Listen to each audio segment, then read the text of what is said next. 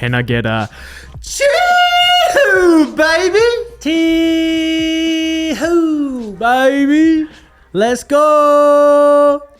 Grand final week. It's good. It's good to be involved. In more ways than one. In multiple ways.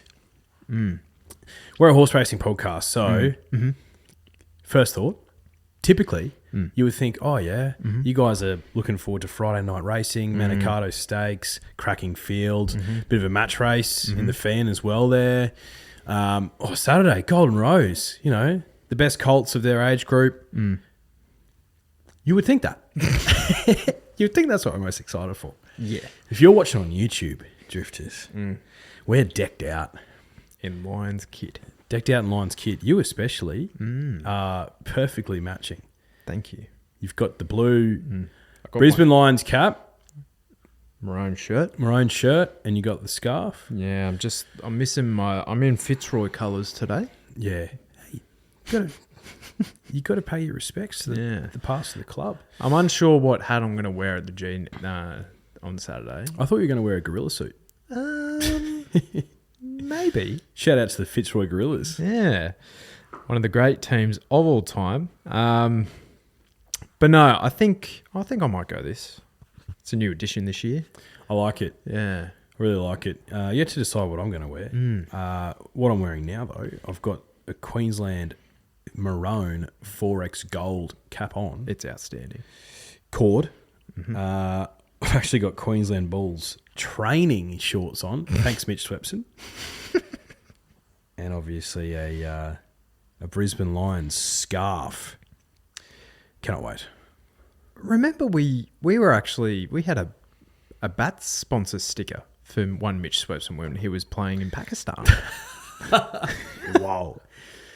That's a blast from the past. Yes, we did. So think Steve Smith koala mattress style.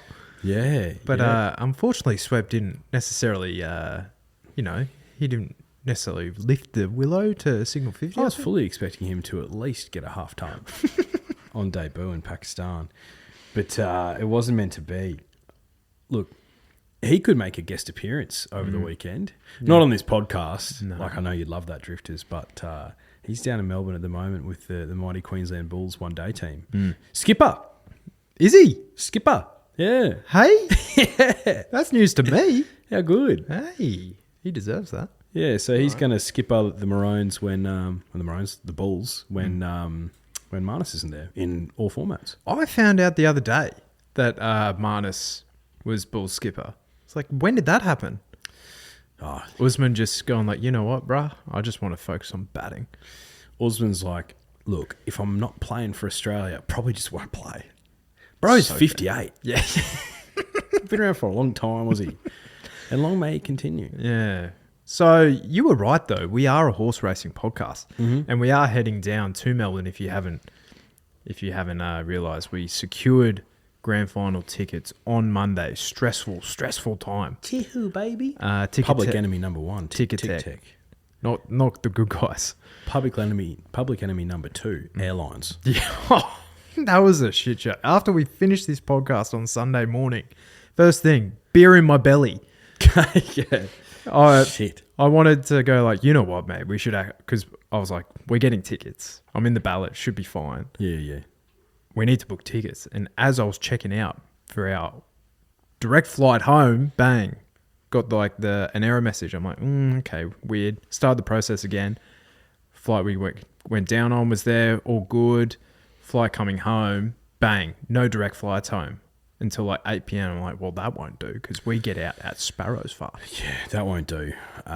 Look, luckily enough, we're going via Sydney, so it's on the way. It's in enemy territory, though. It is in enemy territory. So I cannot win when the Lions knock them off.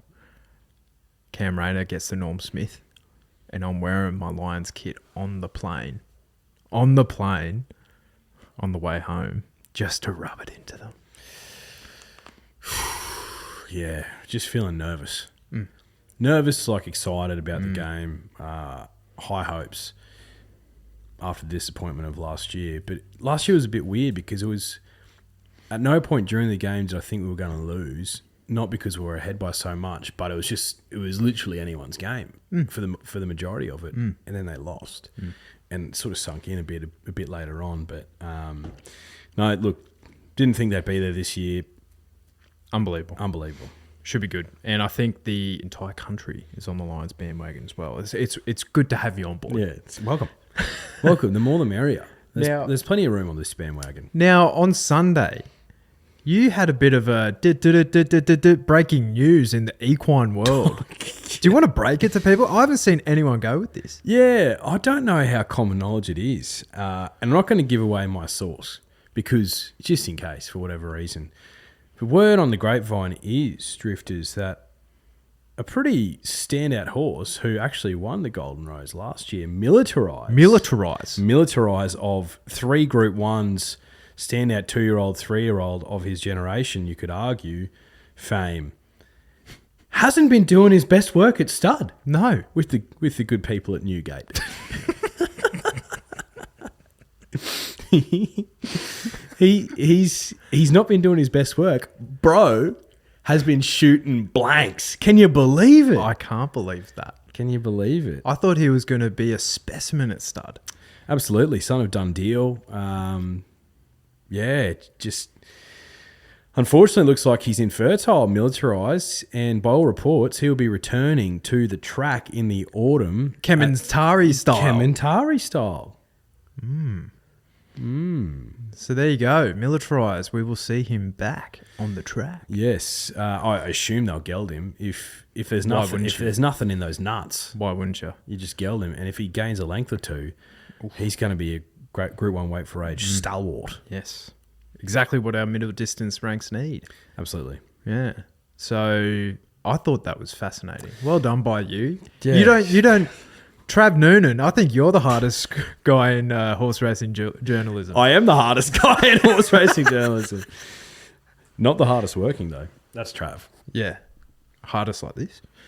Yeah, I'm fucking so big. Jacked. Jacked. All right, Moonee Valley. We're going to be there on Friday night.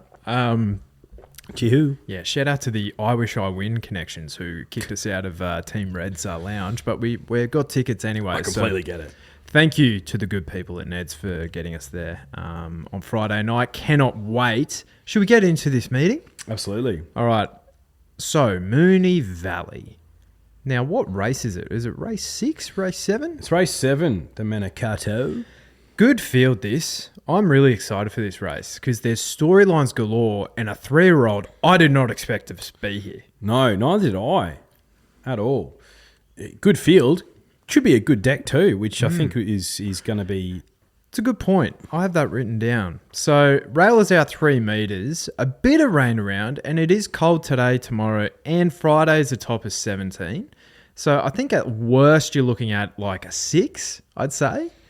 I think it's more than likely to be a 4 or 5. I'd say so. I think if it's going to be a 4, it's going to be a juicy 4, particularly at night time when it's a bit cooler. There might just be a bit more water sort of being contained in the track, but with the dew. So rail out 3 metres. I haven't looked into the statistics at Moonee Valley, but I would assume that would probably help those that are on pace. Yeah, I'd say so, but in a race like this, I think there's going to be plenty of speed on. I think they should hopefully be able to run on. I think what I've heard is they've deliberately kept the track pretty dry, so they're wanting the rain to come and that'll be the irrigation. So I think later today, tomorrow, I think they basically have to make that decision to basically water it or not. So you don't want it in previous years where Haydock gets on the bloody travelator on the rail and it's impossible to win otherwise. So, which can happen at Moonee Valley at the nighttime meetings as well. But I'm considering this as, they'll get their fair chance. Now, before we get into the form references, this is the first Group 1 of our Group 1 tipping competition. It is. Jeez, you're on the ball today, Daniel Hutchin. There's something in the air this week. Yes, it is. So the Group 1 tipping comp for spring starts with the Manikato Stakes, obviously on a Friday night, Drifters. So expect an email in your inbox if you've signed up from us on the Drift podcast@gmail.com via SurveyMonkey. Will be in your inbox tomorrow in the AM at the very latest, and you'll be able to enter your tips for the Manikato and also the Golden Rose, which is racing down at Rosehill on Saturday. Thursday morning at the latest. I'll probably put out something on socials that says, hey, it's officially gone. If you haven't received it in the next half hour, let's say, please get in contact with us. But we've done a few tests, and there shouldn't be any issues with the email. It should be in your standard inbox, but as always, like check junk and stuff like that. Yeah. So if I was to tip, I don't know, I'm just looking at the field here, Johnny Rocker, and Johnny turns up in his best form and he wins. Do I get 3 points for first? No. I'm assuming Johnny Rocker's going to start at double figures. Yeah. But it has to be double figures with the good people at Neds. So $10 or higher. If you pick the winner, and that's the price that it pays, you'll get double points. So you get 6 points. Bang. But if he was to finish second or third, you just get 2 points for second and 1 point for third, you right? just get the stock standard 2 and 1, because do you know what we trade in? Wins. We trade in wins. Fucking generous to be giving out points for second and third, I reckon. Consolation prize. But look, they have silver and bronzes at the Olympics, and True. I guess we're sitting just underneath that in terms of sporting excellence. Just. Slightly. So Just. I guess we can follow suit. Okay. But very exciting. So as it stands right now, we've got more than 120 people who've signed up. Geez, if you haven't done it yet and you're listening to this, you better be quick smart. Yeah. If it's already Thursday and you're listening to this, too late, motherfucker. All right. So you'll get the email Thursday morning and it will have the Manikato and the Golden Rose in there. And the Golden Rose. Very simple. It'll be 2 questions. Who do you think wins? And you just select from the drop-down menu. Look, I don't know if we could baby you anymore. It should be pretty straightforward to figure it out. So, but, of course, if you've signed up, you don't get the email, or if you've got any issues at all, please get in contact with us. The easiest way to get in contact with us is via Instagram. Or go to our show notes on any podcasting app and hit us up via the text message. There is a text messaging service there, but I would say it is probably better to hit us up on the Instagram, on the Drift Podcast on Instagram. Hit up our DMs. We monitor those more closely. Yes. All right. The Manikato Stakes. This market, interesting. I currently have, in my view right now, I wish I win $5. Growing Empire, equal favourite at $5. I don't think there's any chance, 0 chance at all, that I Wish I Win doesn't start favourite here. Has to. With all the owners on track, they are going to absolutely pile drive this thing. Yeah. He will start with a 3 in front of it. I would suggest he'd start favourite, yeah. Yeah. So, did you see a lot of speed in this field? It was interesting that you said to expect a hot speed. Like, yeah, it'll be hot speed because it's a Group 1 and it's a sharp field. But I can't see too many who will try to put it on from the get-go. I don't see like a Lady of Camelot in this race. So, yeah, I think it'll be a moderate speed. And it should give those at the back a chance to run home. But I still think if you're sitting in the first third, like most races, that's where you want to be in this race for mine. I think it's going to be quite tactical. I had recommendation Cabolas, Kaimochi and Estriella from out wide trying to find forward positions. I think Hayasugi's probably one of the ones that I'm hoping can kick up a little bit with Jamie from Barrier 2. And then Coleman, much the same with Kieran on board as well. And Growing Empire he's a bit tactical. He's proven to go forward. But I think from Barrier 12 of 13, Irish Win just goes up the arse end again. Absolutely, he does. So he's going to be the one running on. If you watch a replay of the Moya Stakes, Drifters, Hayasugi was ahead of I Wish I Win in the run. But she actually jumped quite well. I don't think she drew super well from memory in that race, but she did jump quite well. And Jamie had to shuffle her back a little bit because there were some horses jostling for a position. I don't like gate 2 for her.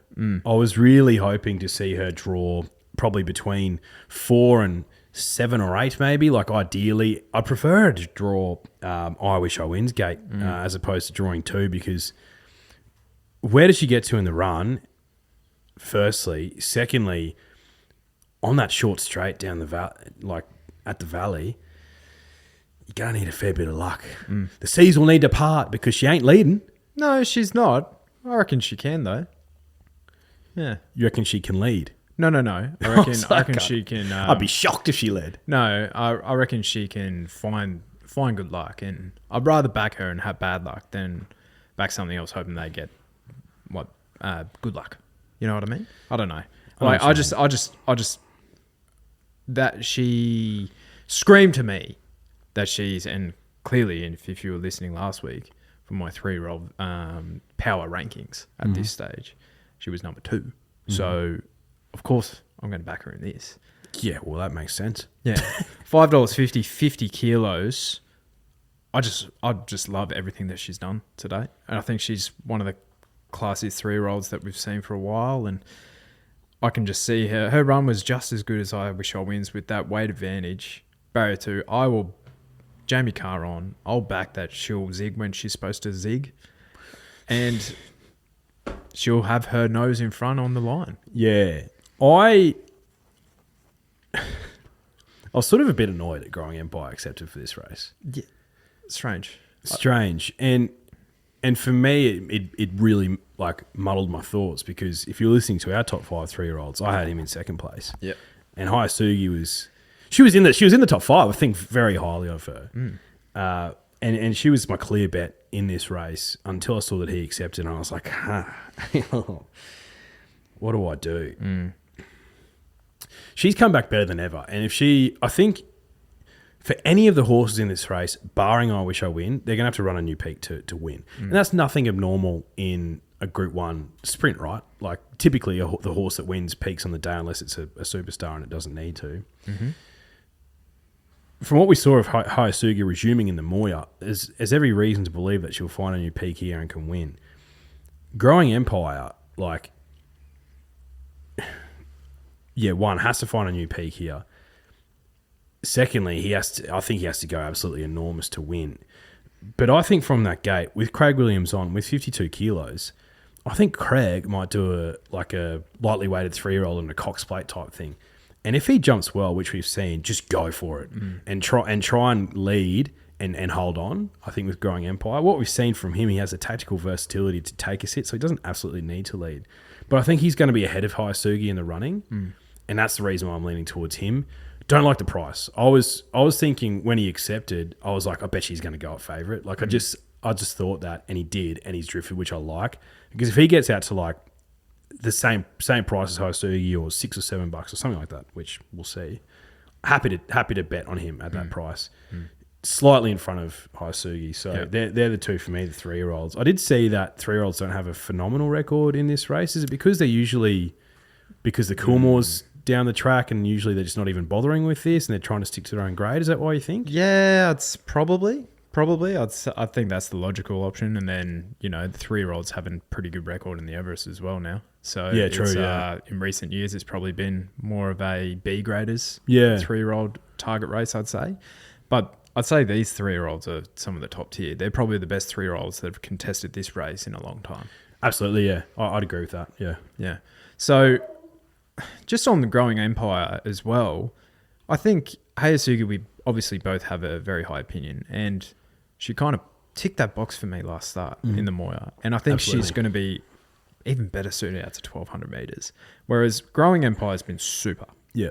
But I have to take a shorter price for him at the moment, where he's only been beating up on the B grade colts. Absolutely, yeah. So I'd much rather be in her camp. And the one that I'm scared of is I Wish I Win. The one we haven't talked about is the son of Grunt, V8, Yulong Stud, Yulong Stallion rather. Could he put his hoof up for an Everest slot? I think he can. I think he really can. I saw Lloydie of Mugs punting and the leg up. The leg up. The leg up. But he also gets up. I saw him talk about V8 as a potential left of field Yulong option for the Everest, basically quoting the fact that he's out of Grunt. He's Grunt's first from Grunt's first crop and his first Group 1 winner. And he's still got his nuts V8. And I thought to myself, I was like, that is such a good take. And this stable, the McAvoys, you mentioned Haydock before, they know how to win this race. They've had him wound up with 2 trials. We know he can bounce out fresh over 1,200 metres. He's won at the Valley before. He's drawn super well. I think he's got the tactical speed. He's the one at odds that I think can absolutely jump out of the ground here as a 4-year-old and just be like, next year, guys, to the 3-year-olds. Like, if he's taken any improvement, he'll be incredibly hard. He'll be incredibly hard to beat, and he's the one at odds that potentially the victim might pick. I think I saw that from Lloydie, and it was a fantastic take as well. I thought so, but I remember first up in the autumn, or it might have been even in the spring actually. It was before he won the McNeil. His trials into that, you couldn't possibly back him. No, terrible. They trialer. were horrific. Terrible trialer. But his latest trials have been pretty good. I think Shades on. Yeah, I think they've been working really hard at this Entai now, being a 4-year-old. So I reckon he's the one who I can see kind of like, and I heard the McAvoys talking about him. He's drawn a gate where they probably can be a little bit more negative out of the gate, and they were saying, well, he's never had the opportunity to actually chase. He might be a better chaser. So, yeah. V8, I reckon, is like the best one at double figures. I think so. I noticed that there's 2 other Yulong horses with the silks, at least, in this race, Komochi and Chain of Lightning. Do you think Growing Empire is a risk to be scratched? Potentially, yeah. I wouldn't be surprised. I wouldn't be surprised if he's scratched. That's the only thing. And I think... And I'm sort of hoping that they do. Like, I'm keen to back him, but at the same time, like, I feel like he doesn't need to run in this to go to an Everest. He can beat up on his own age again to go into the Everest. I don't know. Yeah. Bit odd for me. The only one that we haven't talked about that's in the market is Estrella. Nope. She's not up to this. You No don't way. think so? She will hit double figures for me. For me, I don't know if she hits double figures. For me, I would have wanted to have seen more over 1,000 from her. Yeah. I think. She's not suited out to 1,200 metres. Against this lot. No way. Not at this grade. No way. Like... I'm risking her in my top 4. Same. I found it hilarious that they were talking about Everest for her. She's nowhere near that. If there's a slot race for 1,000 metres, sure, she might be in the conversation. She might be a Royal Ascot type. Yeah, maybe. Do you want to know what the drifters are on? Yeah, I guess. Adam Ennets. So I Wish I Win, best horse in the race, out to 1,200 metres, will show why he's the favourite in the Everest. Jimmy Biddulph, I Wish I Win. Melbourne Sean, V8. The Short Ball, Growing Empire. James Looney's, Hayasugi, Kai Hocking rather. Growing Empire could just show how good he is. Josh Bell, warming to Growing Empire. Mitch Felton, what's recommendation done wrong? Not much. Good gate, on speed, another Group 1 blowout. If it is leaderish on the night, I think recommendation might need that, but $11. Mick D knows how to spoil a party. Absolutely, he does. Jay Meaney, Coleman, V8, finishing off well. Pierato to have a Group 1 double this weekend. And Chain of Lightning would be my pick from Kurt Raymond. So I was saying to Adam Ennets in the DMs, I want to be a bit self-indulgent with I Wish I Win, because we were chatting. And he was talking about that horse is the horse that got him into horse racing. Oh, Showin was. And after the Golden Eagle win. And I was like, well, mate, I've got a yarn about the Golden Eagle with I Wish I Win. Because I backed Fangirl that day. And she was a very close second to I Wish I Win. But I had the Quinella, which was paying 75-1 as well. And that was a nice day, but it could have been so much better if Fangirl just nudged her nose in front. And she was a big price, wasn't she? She was 20-1 that day in the Golden ridiculous. Eagle. That was utter madness. So, but as you say, she can run on a bit. She can. Anyway, yeah, I have Hayasugi on top. I Wish I Win in for second. Who do I have in for third? I think I had the big man V8 and then Growing Empire into fourth. Yeah, we've got the same top four, but Growing Empire, Hayasugi, Wish I Win V8 for mine. Lovely. All right. Shall we get on to the rest of this card then? Absolutely. Let's go to race 4, the Feehan Stakes. What are your thoughts on a 4-horse field over the mile? Group 2, weight for age. Look, when it's this, happy. Yeah, it's good. I don't mind it. You know, in other circumstances, could be dross. Like I've heard yarns that from Mr. B's camp, if Pride Jenny's here, they're going to scratch. Come on. For the good of the game. For the good of the, yeah. You have to accept, right? For the good of the industry. Yeah. Absolutely you have to. Is there any universe where they don't run top 2? Oh, certainly there's a universe. Is the one that we're currently dwelling in? I don't believe so. Yeah.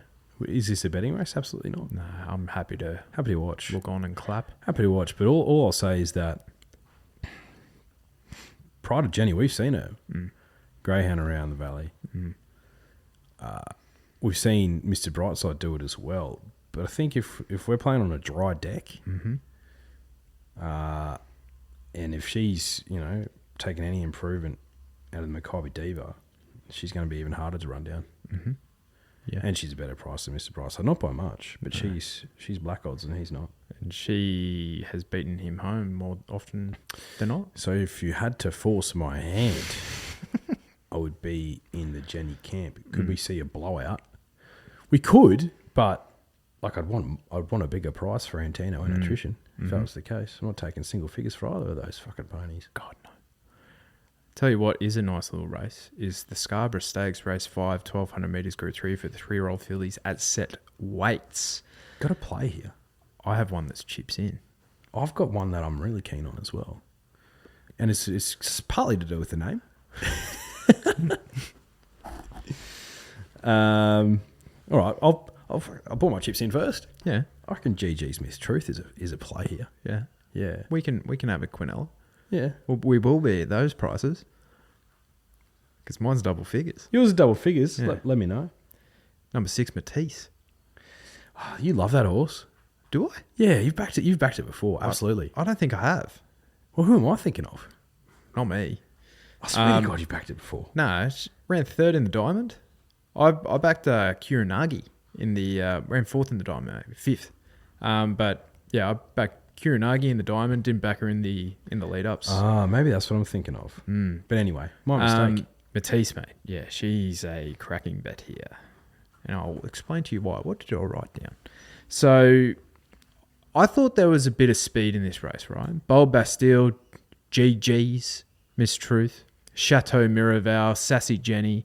I thought they all go forward. So there's going to be, if Matisse is fit enough and good enough, I think there'll be enough pace for her to win. Only broke her maiden in Brisbane, but that residual fitness, which Anthony and Sam Friedman love to do, I think that will have her in good stead here. And you don't have to look too far back to see that she has some of the best 2-year-old form going around. Only beaten half a length twice to Hayasugi in the autumn and was unlucky not to be closer in the Diamond. She was held up for about 300 metres there and she still finished 5th. Her trials have been outstanding. Outstanding. I think she's in for a massive campaign. And I'm not taken by some of these who I think, frankly, have form against, like, obviously not the A1 form of Autumn Glow.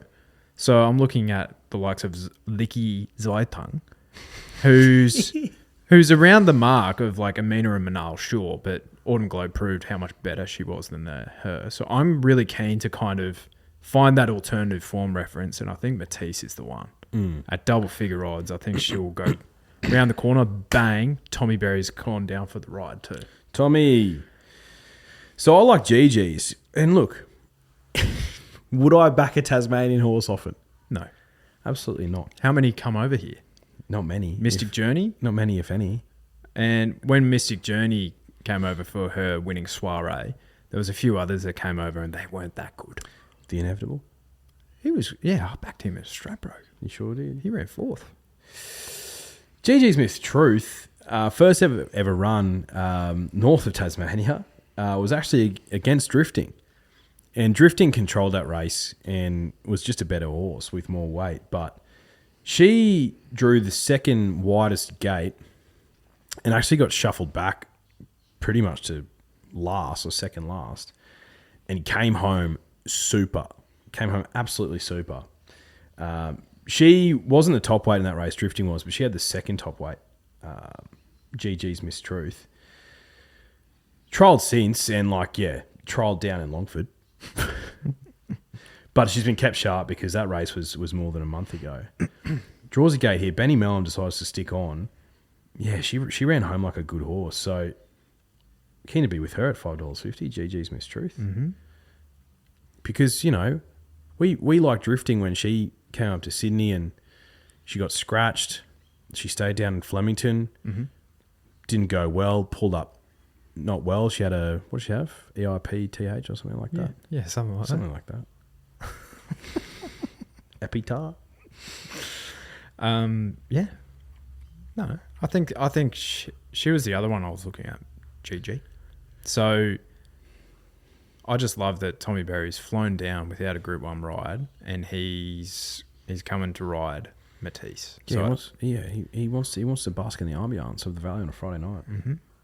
Maybe he's a Lions fan. Maybe that's why he's coming down.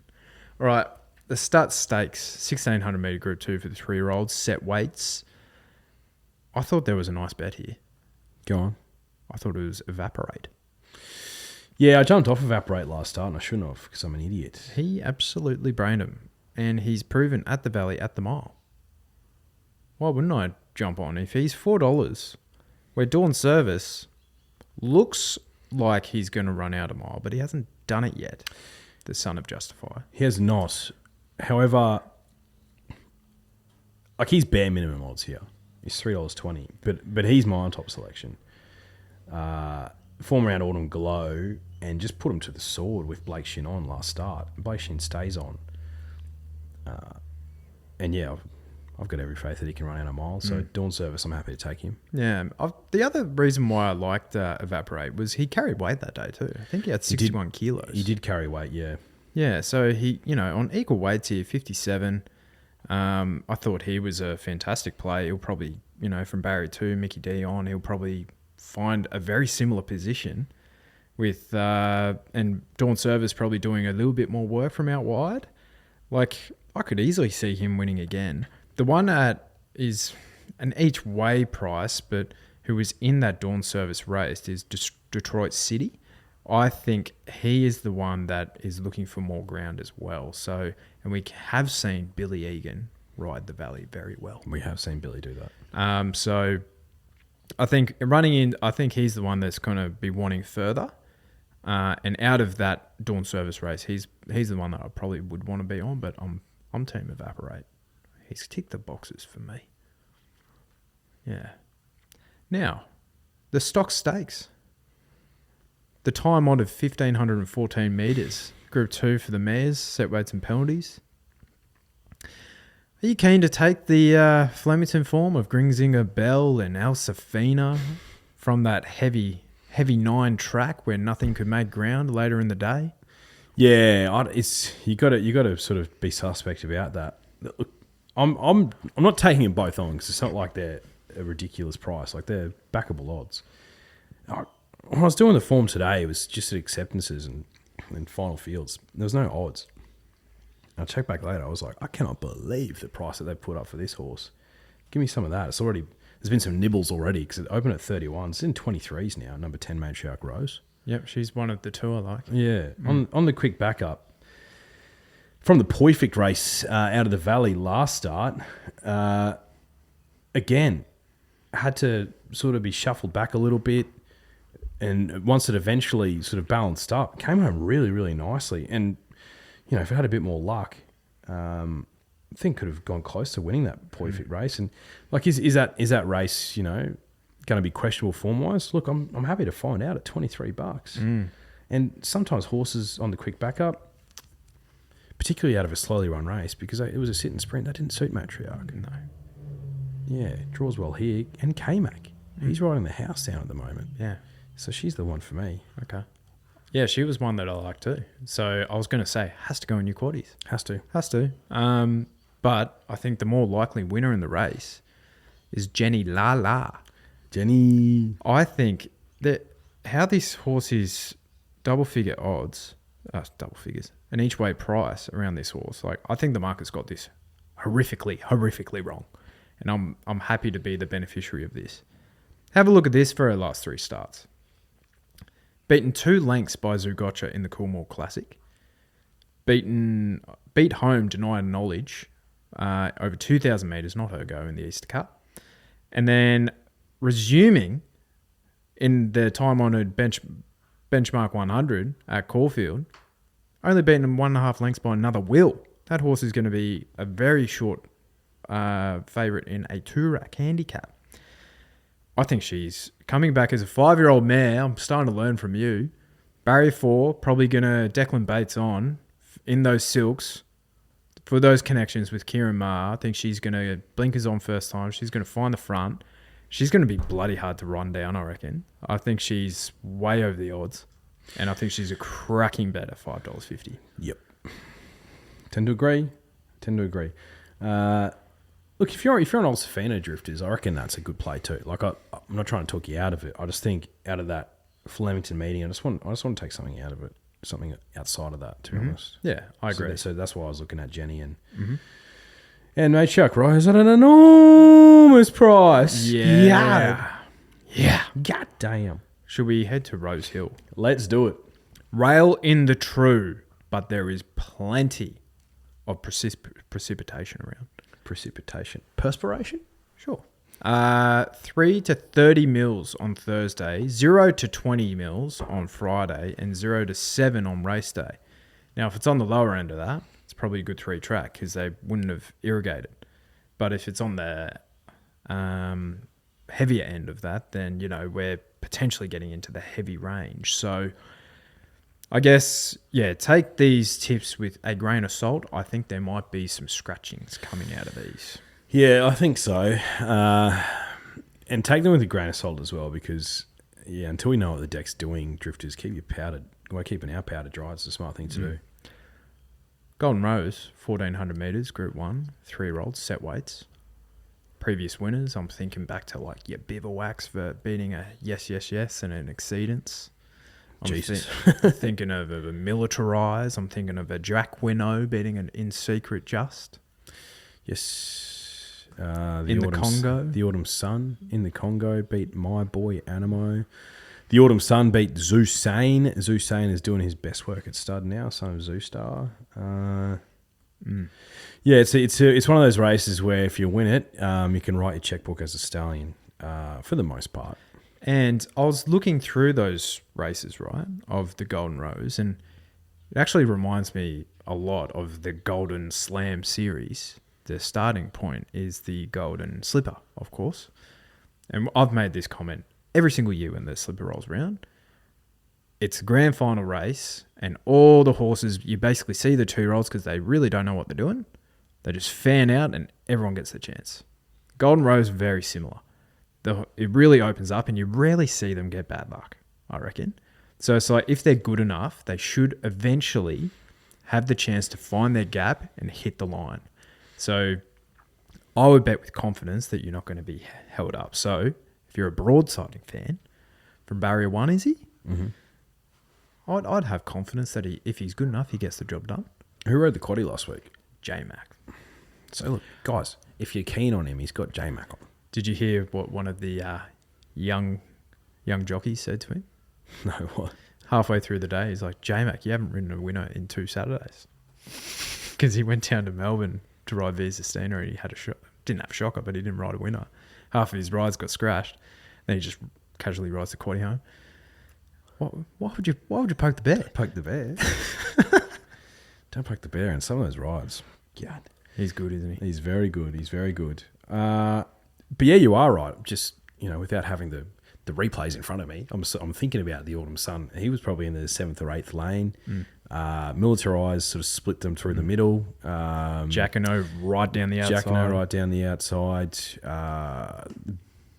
Bivouac, I can't quite remember. He was Biv. back on the inside. It was a ding-dong battle between him and Yes, Yes, Yes. And Yeah. then Biv just got him on the post. That's and right. Exceedance was the one flashing home on the outside. That's right. Those three had panels on the rest of Oh, that field. panels. Like, they were three superstar colts. Yeah, panels. And Like, they- yes. Broke track record in an Everest. Bivouac brain age trip down the straight, and Exceedance is Exceedance. And a Coolmore winner. Yeah, so Coolmore winner, literally like one of the best Golden Roses we've seen. Yeah. So this year's edition, broadsiding, traffic warden, Storm Boy, the big boy linebacker, Big chopper, linebacker. Anode, Fearless, Mayfair, Emirate, Tropicus, Clearproof, and Daggers, who's dual accepted. So I've guessed that we're on a soft 6-ish track to soft 7. That's what I've kind of estimated we're on. I'm thinking we're going to be on a heavy. Okay. Yeah, I'm thinking we're going to be on a heavy. I prefer it to be a soft 6 or a 7. I've got a bad feeling, but I'm keeping my powder dry irrespective until the day. All right. And that's the thing. If it's a heavy deck, you can put a line through a few of these. You think? I think so. So, speed in the race, I thought Anode and Stormboy from out wide, they're the logical ones to go forward, right? And they're out of the same stable. I think the stablemate in the middle, Mayfair, is the flying the ointment for those two horses. Like, probably goes forward, and then does Stormboy get posted from out wide, or does Anode? Like, I don't know what's happening. It's like, is Stormboy going to jump? yeah, but I think reminds me of Nature Strip a little bit, where he's a bit slow out, but then he just finds his feet and then goes forward. Yeah. Like, he's a bit one-dimensional that way. Yeah. And heavy ground for a big, thick colt like him. Do you want to back him? The stable's said if it's heavy, he doesn't like it. Like, yeah, he ran 4th in the size produce, but he clearly was nowhere near his best as a 2-year-old. If it's a heavy deck, can't back him. Stormboy. I'm not going near him. No. Regardless. No. If it's a good track, I'm not going near him either. Because for me, I need to see him do it against this quality of opposition. Yeah, I think if I knew it was going to be a good deck, he'd certainly be in my calculations. He'd certainly be in my numbers. He probably still is going to be in my numbers, even with a heavy deck, but I'm confident about not backing him. Does that make sense? Yeah, I don't think he runs top 3. Sheesh. Yeah. Storm Boy. It's more like Storm Little Baby Boy Puddle. Fucking hell. Puddle Boy. Puddle Boy. Puddle Boy. Come on, Puddles. God damn. All right. So, look, I know who you're on. Traffic warden. Yeah. Have to be. Benny Mellum takes the ride. Huh? It doesn't make any sense. The only thing I was thinking is that if Godolphin wants this boy for their Everest slot, is Zach Lloyd going to ride Steffi Magnetica? And therefore they're like, well, we need a different rider. Yeah, but Ben can't get that low. No way. He can't get that low, can he? No, he can't. Like, he doesn't get that low at all. So I'm looking at who... Because Zach doesn't have a ride in the field. So I'm assuming you're right, but maybe it's because... I'm just trying to think who else rides for Godolphin. I'd assume, who they're going to get to ride? When's the Everest this year? Is it on Caulfield Cup Day? Yes, it is. Jamie Carr will ride her. Right. You reckon? She rode him in Victoria. Yeah. So I reckon that's who they're going to get to ride Traffic Warden in the Everest. Okay. That's my prediction. Okay. After he wins this. Well, there's no reason why you couldn't back him after the run to the Rose. I think maybe part of the reason why Godolphin's sort of given Zach Lloyd a little like, come on, now, is because there was a bit of a carry-on from Zach post run to the Rose win. And maybe James, Big Daddy James, said to him, like, didn't realise that was the grand final, mate. Oh, wait, it wasn't? Naughty. Maybe. I don't know. Oh, you've got to back him with confidence. He's got to be in your numbers. Like, if he's not in your numbers, you're insane. He's the best 3-year-old colt, in my humble opinion. If he's the best 3-year-old colt in your humble opinion, you've got to back him. Of course I do. You got to. Yeah. I think he starts favourite, Traffic Warden. Really? I don't know about that. The punters love broadsiding. And his best work wasn't that long ago. It wasn't. I think the reason why, though, is because a horse has never won a Golden Rose first up since it became a G1. So there might be a little bit of hesitancy. For me, and Broadsiding's my top selection, Drifters. Has to be. I love this horse. Do you know why? Because he's the number 1 3-year-old for me. He's got that residual fitness from the Queensland campaign. And bro, have you seen his trials? He's just a little baby boy colt. He's already fucking entire. He's already a fully grown stallion, ready to go broadsiding. Look, is there a part of me that thinks the Godolphin camp's like, look, we'll let Traffic Warden get this one, broadsiding, flash over for second or third. We'll take him down to the Guineas, he'll win that, and then we'll take him to a Cox Plate. That has gone through my mind as well. So look, part of me is thinking that, but at the same time, like, imagine if James Cummings said that to J Mac. Yeah. Oh, look, if he's coming home like a freight train, just woo up a little bit. J Mac's like, nah, brah. nah, bro. So yeah, I look, Traffic Warden I think is the logical on top selection, but I think broadsiding for me is more of the heart feel. So he's on top. I think it's a Godolphin Cornella. Yeah. Yeah, Love it. Okay. Yeah, Traffic Warden easily on top for me. I love this horse. You know, Son of Street Boss. yeah, giving it a chance. I was giving it a chance in a slipper where it ran 4th at 50-1. What else do you want? Nothing I've been on this horse for an age. Okay, who are the drifters on? You might be asking. Adam Annetts, Traffic Warden, best barrier, but broadsiding too good for them. He's an elite. He's elite. I love him. Trent Mathers, Traffic Warden. Josh Buttonshaw, bodyguard the race before. Come on. He is. He actually is.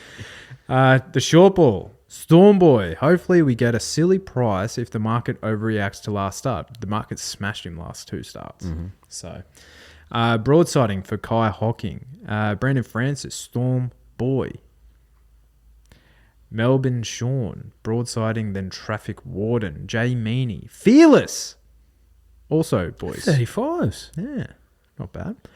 I think the best roughie in the race is Tropicus. I think the best roughie in the race is Emirate. Nash. He's so hot that he takes my your breath breath away. Yeah. He's so hot. Yeah. Yeah, I think Tropicus for me is one that didn't show his best last start, but I think he'll appreciate getting out to 1400. That first start run was super. I think Emirate was good enough in the run to the Rose, and he'll appreciate getting his toe into the ground. Stable has an enormous opinion of him. Doesn't mean that he runs well, but I think at the $15, he's the one. Did you see the gear change for linebacker? Dick tie? Stallion chain, first time. He's fast becoming a bit of an enigma on this podcast. Linebacker could, if he wins this, could be my favourite horse. And he'll rocket up the 3-year-old rankings. I backed him in the is it the Champagne, the 1600 metre? And where did he run there? Second. That's right. He'll get through the ground. 2 broadsiding, yeah. So He's not the worst. Like he on debut at Hawkesbury over 1,300 metres on a heavy 8, he brained Bazzusto. And Bazzusto's gone to Melbourne and won. Half brother to Amelia's Jewel. yes. So he's not the worst at $6, but there's others preferred. Yeah, I wouldn't be shocked if he won, but there's others preferred. I just hope he plays up again. Yeah, me too. I'm praying that he plays up again. Lucky for him, there's no fillies in the yard. Although Bro might, he might swing a different way, which is completely fine. Which is absolutely fine. Yeah. There's some good-looking colts in Yeah, there is. Like Storm Boy's the thickest colt we've ever seen. Maybe he likes a bit more punch in his colts. All right. Let's go to race 3, the Colin Stephen Quality, 2,400 metres Group 3. In what universe is this a Group 3 race? Anyway, we don't want to spend too much time on this. And this card in general, because if it's a heavy, then... Yeah, exactly. So the Sydney City Cup, that's where Redstone Well absolutely brained him. And I was very keen on changing the guard, and you were keen on Strathtay. I'm keen to put a line through both of those form references. I'm keen on the up-and-comer Methuselah, 4-year-old gelding. If it's a heavy deck, Yeah. do not back him. Yeah, I think that's the risk. I think the stablemate, though, can turn the tables on him if it is a bit of a softer deck. That's First Light, who was only 2 lengths behind him. So, and the distance obviously suits that horse. Yep, nailed it. Tell you what, that race 4, we saw a cracking benchmark 78 in Melbourne the other week. I think it started the card. Race 4, that benchmark 88, that would be the best one I've seen in Sydney in a very long time. It's a strong race. Like, especially when you've got something like Madatsu as the first emergency. Yeah, and you have the likes of Unusual Legacy, who's probably, with the unfortunate news of a horse like Elias now targeting a Caulfield Cup, Varley to my futures bets, that horse is probably going to start favouring a race like that now if it gets into the field. So, anyway, race 5 is the Heritage Stakes, 1,100 metres listed for the 3-year-olds, set weights and penalties. You do see Bodyguard here. Now, inside word from the stable, soft 6 or better, he runs. Anything worse, he gets yanked out. Bodyguard. I'm happy to back him. Absolutely. He was one of those 2-year-olds that I was backing pretty much every start. Scratch from the Blue Diamond, he would have been awfully competitive there. I think he would have been the first cold home. Yeah. If it is a good track, I'm happy to be with Bodyguard. If it's a wet deck, Gatsby's I think bounces back. Son of Schnitzel, J-Mac on, gate 1. Should get through it. Yep. One of the only horses with wet track form in this race is actually number 8 Winning Proposal, one of the fillies in the race. Had form around, not much, but she actually, she's won on the heavy ground and she gets some weight relief being a set weights and penalties race as well. Race 7 on the card is the Golden Pendant. Now, in the acceptance or in the nominations for this race, there was Jolly Star, but they've yanked her out because she's finally given her an Everest slot. Smart thing to do. Along with Steffi Magnetica. Your boy's on a heater. Didn't get the right slot, though. I thought that the ATC would take her. Not Newgate. Yeah, that was a bit of a surprise. But anyway. Deserves a spot. Yeah. Millie's Jewel. Stable has been quite open that she doesn't appreciate wet ground. You're one of... I'd say you're still in the bandwagon of AJ. Yeah, big fan. Yeah. Big fan. Oh, soft deck. No, couldn't. Couldn't. I think Samana is well placed here. Very well placed. $2.70. That's one of the shorties that you'd like to take. 4th home in the Winks. And she'll like it no matter how the deck is. So I think she's the play. She gets some weight relief off Amelia's Jewel. I think if it was a good deck, I think Samana would still be the play. Yeah, I agree with that. So, but we'll wait and see. And then the Shannon Stakes, 1,500 metres, Group 2, handicap. The top weight likes some soft ground. $5 chips in. Yeah. Bit of toe in the ground. They just sprinted too fast for him first up. Don't worry about that. Softer deck, gate 2. Sits a bit closer.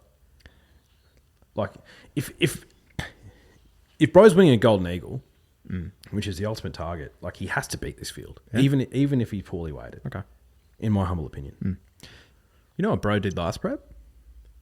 Virtually an identical run first up, and then he on soft ground he went out at 1,400 meters, 1,500, even better for him. Came out and absolutely brained him by 2 lengths. And do you trust Les Bridge? He has the experience. It's not his first rodeo, mate. He has experience on his side. He's seen a lot of winters and summers and winters again. Yeah, so many. He's the logical one.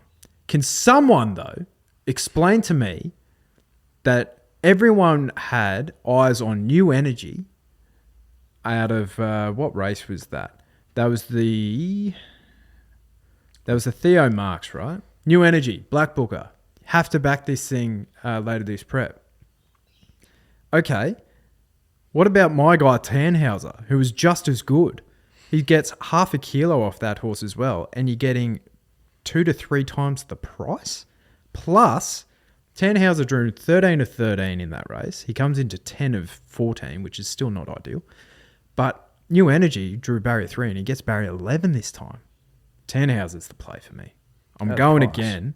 $19. He's not the 50 ones that he was last start. But the last time he was on a really heavily rain-affected ground, I'm talking soft 7 or worse. Soft 7, he beat Autumn Angel home over 2,000 metres, who's nicked a tendon and probably won't see her again. Unfortunately. 10 hours again. I'm going down swinging with this horse. Well, you're still getting a price. Yeah. I just think it's winnable for him. 1,500 metres is starting to get into his wheelhouse second up as well. So, but I agree, Celestial Legend has to kind of like stamp his authority here. But 10 hours will get 6 kilos off him. Yeah, rightly so. But he needs to stamp his authority of Celestial Legend. And at $5, we might not see that price for him again the rest of the prep. So I'm happy to take the play again and get some of mine back from last start. Okay. That's how my logic is working in my brain. Yeah. It's good logic you have. Plus, he's just a gorgeous grey horse. Yeah, he is. And Greys love the wet, apparently. Was there anything else that you wanted to touch on? I didn't really do any form for Sandown. No, not as of yet. Just to focus on the Friday night and the Saturday with the Golden Rose, and gee whiz, it's just we'll get through this weekend alive. Yeah, one way or the other, but it'll be a big one. It will be. I was saying this to a bloke from work today. One of the best beers that you can have is an airport beer. I love airport beers so much. Airport beers are phenomenal. The best beers, though, are winning beers. Yeah. Winners beers? Winners beers. Yeah. Numero uno. Airport beers, definitely in the top 3, though. Absolutely. The thing that rounds it out is when you've just done a hard day of manual labour. That rounds out the top 3. Yeah. That first beer, like, oh, shut up. Beer after mowing the lawn? Shut up. Yeah, it tastes so good, man. It's going to be a big weekend for you boys, but we're up for it. This is almost like it's a grand final. You know what this is? It's like a 3-year-old colt running in the Everest, and then winning that, and then going to the Coolmore 3 or 4 weeks later, because we're going back down for the Cox Plate as well. So we really are. So it's a big few weeks for us drifters, and it's a big few weeks for you. With the tipping comp kicking off on Friday. So we've talked about it enough. You know where to find it. Yep. $1,000 for the winner. Yep. Starts on Friday night for the Manikato. So make sure, if you haven't signed up, sign up ASAP Rocky and keep an eye on your inbox. Well said. Go Lions! Let's go the Lions.